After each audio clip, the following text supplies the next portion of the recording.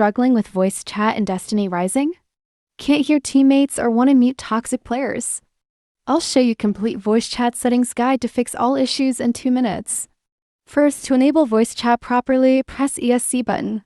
Navigate to Settings menu, select Audio tab, locate voice chat option and toggle it on. Then carefully adjust microphone sensitivity and speaker volume sliders. Don't forget to allow microphone permissions when Windows prompts you. To disable voice chat completely, go to Audio Settings. Switch voice chat toggle to OFF position.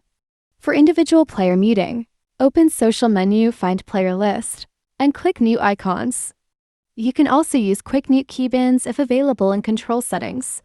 If voice chat stops working, first check Windows sound settings for microphone access, then verify game has microphone permissions. Update your audio drivers to latest version, and restart the game completely. Also ensure voice chat is enabled in both game settings and Windows privacy settings. For crystal clear voice chat quality, set input volume around 80%, output volume at 70%, enable noise suppression feature. Use good quality headphones, and test your microphone before joining matches. These settings ensure perfect communication with your team during gameplay. That's the complete voice chat guide for Destiny Rising.